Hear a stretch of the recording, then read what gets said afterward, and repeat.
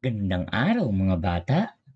Pagbasa sa pagkatuto, aralin 7 hanggang 8. Ngayong araw ay pag-aaralan natin ang mga salitang nagsisimula sa letrang M, S, at E, at kitang salita na I. Layunin na babasa ang mga salita, parirala, at pangusap gamit ang tunog ng letrang M, S, at E. Letrang M. Narito ang mga larawan na may unang letrang M o tunog na M. M. Maskara. M. Mayon. M. Mundo. M. Maynila. M. Maracas. Ano ba natin isinusulat ang letrang M? Para sa malaking titik M at para sa maliit na titik M. Subukan nyo ngang isulat ang malaking titik M sa hangin. M, M, at M. Ngayon naman, isulat nyo ang maliit na titik sa inyong palad. M, M, M. Mahusay mga bata. Ngayon naman, upang mas lalo nating matutunan ang tunog ng letrang M, pakinggan natin ito. Bawat letra sa ating alpabeto'y may tunog. Sumabay sa awit mo nang malaman mo. Tuklasin natin ngayon ang letrang M. Ang tunog ng M ay manika, medyas, mangga, mesa. Halika, bigkasin natin muli.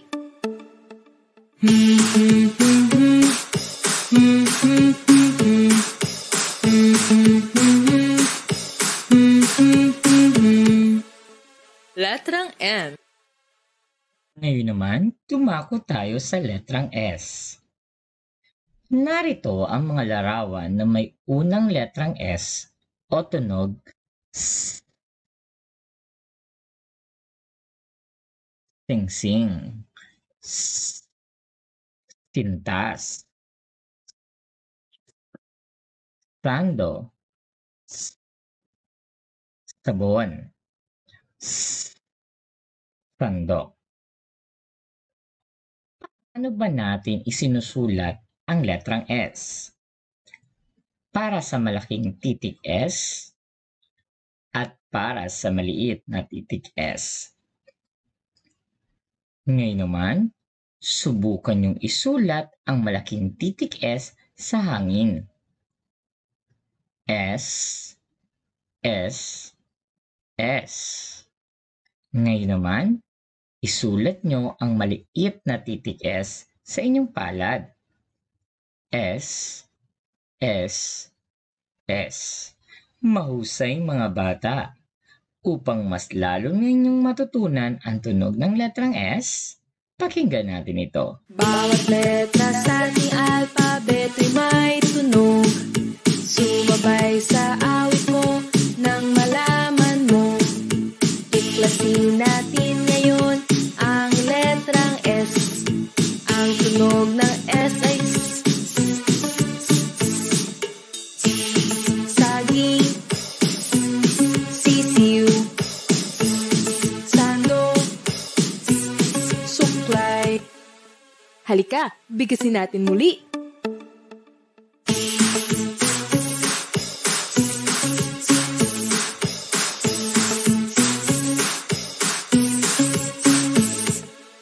Letrang S. Mga larawan na may unang letrang E o tunog E. E, eroplano. E, elepante. E, estatwa. E, espada. E, X. Paano ba natin isinusulat ang letrang E?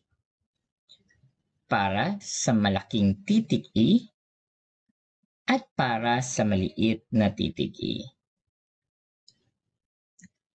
Subukan nyo ngang isulat ang malaking titik E sa hangin.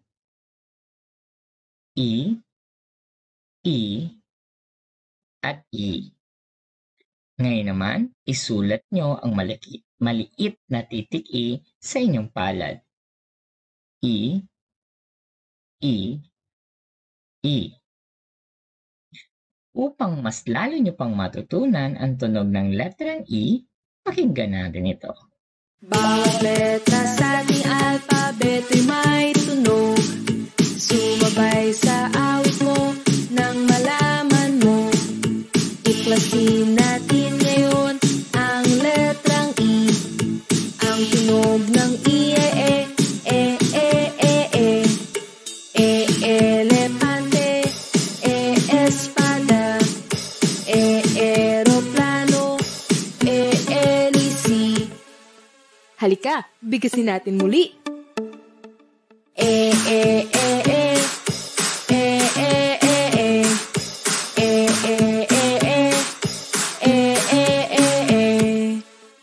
Letrang E.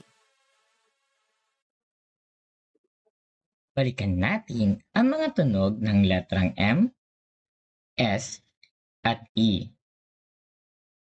Ang letrang M na may tunog na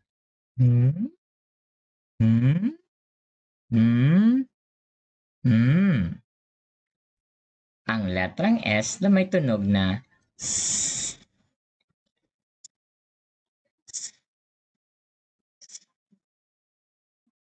Ang letrang E na may tunog na E, E, E, E.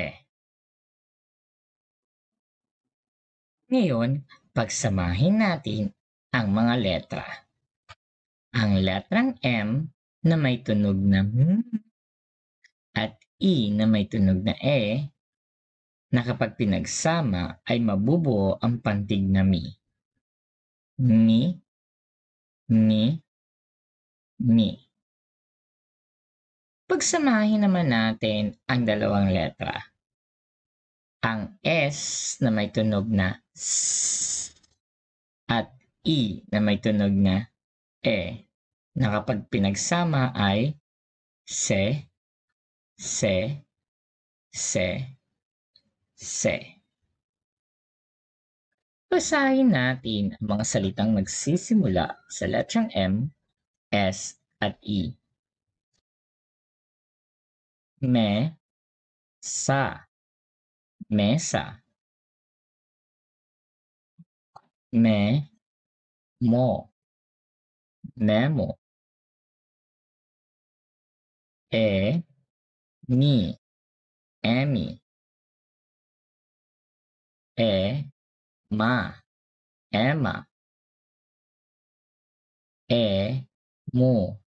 Emo.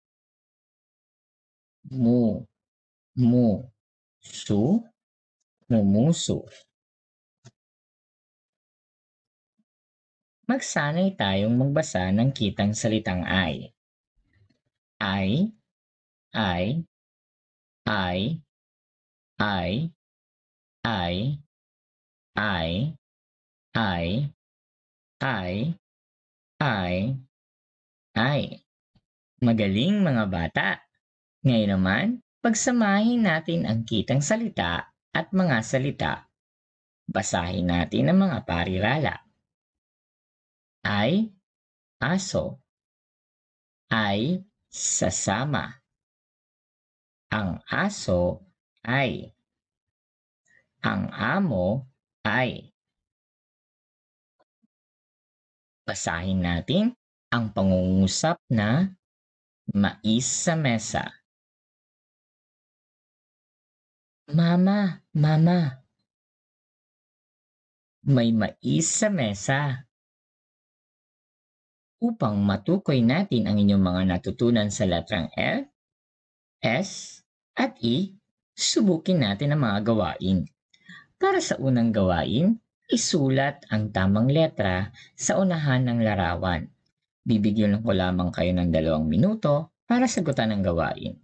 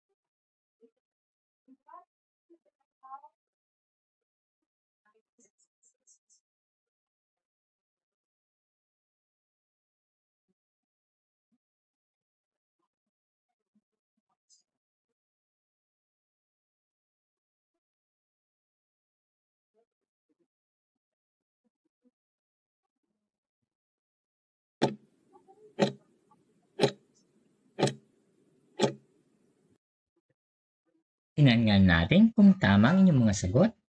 Ang sagot sa unang larawan ay letrang